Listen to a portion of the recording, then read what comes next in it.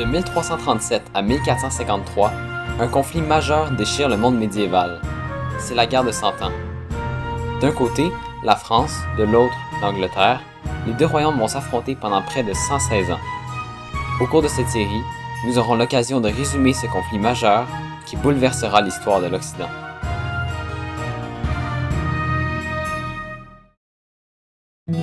Voici donc le portrait des deux camps en 1328, soit 9 ans avant le début de la guerre. Les 3 millions d'Anglais sont bien peu comparés aux 15 millions de Français. Leur pays, l'Angleterre, est une nation féodale, où les barons doivent allégeance à la couronne anglaise. C'est un pays qui est très rural, et les villes y sont assez petites. En effet, la capitale, Londres, n'a que 50 000 habitants. Côté économique, l'Angleterre est un grand producteur de laine de qualité qu'elle exporte massivement. Côté militaire, l'armée du royaume est plus petite que celle de la France. Les combattants sont entraînés et habiles avec un arc nommé longbow et avec le couteau. En général, l'armée anglaise est mobile et efficace puisqu'elle est aguerrie par des années de combat contre les Écossais.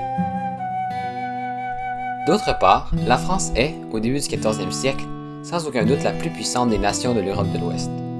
C'est aussi un royaume féodal, puisque le territoire est administré par des seigneurs vassaux qui doivent prêter hommage au roi lors de certaines occasions, notamment lors du couronnement d'un nouveau monarque. Ainsi, ce dernier doit apporter sa protection aux vassaux qui lui jurent fidélité en retour. Au début du 14e siècle, le territoire français est assez urbanisé, surtout dans le nord du pays. Paris, ayant à elle seule plus de 200 000 habitants, est la plus grande ville d'Occident. D'autre part, on continue à défricher les forêts pour augmenter la taille des terres cultivables, car seulement 10% de la population vit dans les villes. Au niveau économique, on retrouve plusieurs industries dans le royaume, telles que la pêche, le textile, l'artisanat, la viticulture et l'élevage. Sur le plan militaire, la France n'a pas d'armée de métier et dépend plutôt d'une infanterie, d'une chevalerie et de mercenaires qui sont uniquement appelés en temps de guerre. L'honneur et l'esprit chevaleresque occupent une grande place au sein de la très nombreuse noblesse française.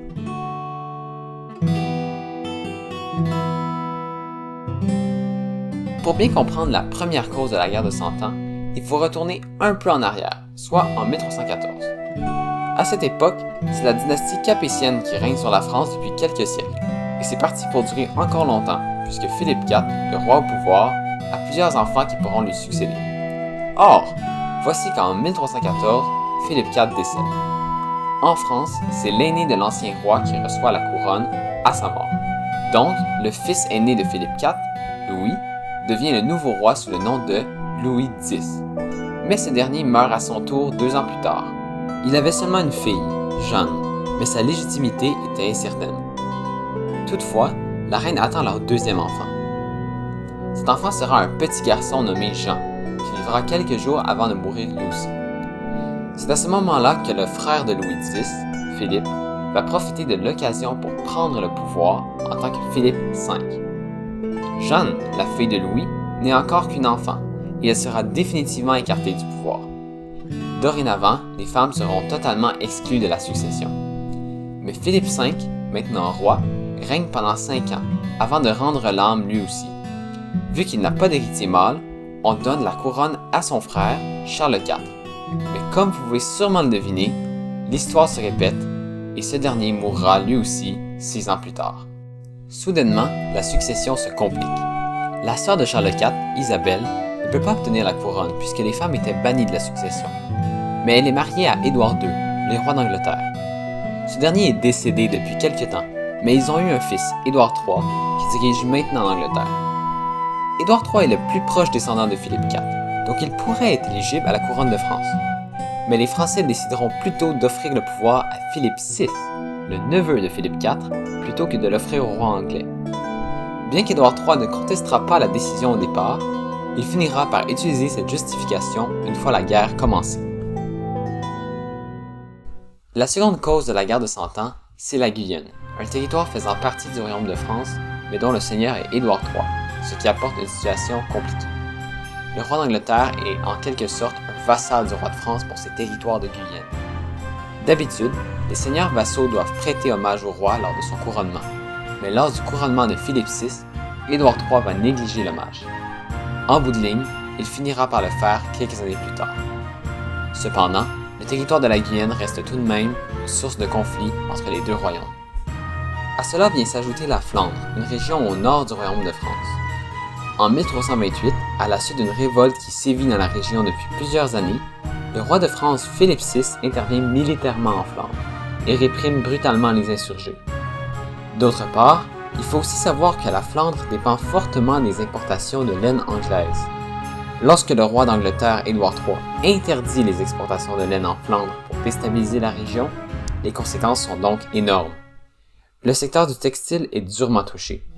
Plusieurs Flamands se retrouvent ainsi sans emploi. Déjà en très mauvais termes avec le roi de France depuis la révolte, ils vont donc se rallier massivement à Édouard III et ceci créera une autre source de tension entre les deux royaumes. Finalement, autant la France que l'Angleterre sont confrontés à des crises qui touchent tout le système féodal. En effet, les rois cherchent de plus en plus à accroître leur pouvoir aux dépens des seigneurs vassaux, mais ceux-ci sont bien évidemment mécontents de la situation. D'autre part, tout le monde a besoin d'argent, et la guerre est vue comme un moyen d'en obtenir. Le roi aimerait bien utiliser ce prétexte pour lever de l'impôt, et les seigneurs aimeraient bien en profiter pour obtenir des rançons en échange de la libération des ennemis capturés. C'est donc une royauté et une noblesse appauvrie et avides de pouvoir qui sont prêtes à faire la guerre pour arriver à leur fin. Pour conclure, les relations entre les royaumes de France et d'Angleterre sont très tendues. On se dispute en Flandre et en Guyenne. La succession de France est compliquée et le monde féodal traverse des crises. Et c'est ainsi que se termine notre première vidéo. S'il vous plaît, il y a un sondage à remplir dans la description. En le complétant, vous m'aideriez beaucoup. Finalement, merci de votre écoute et j'espère que vous avez apprécié.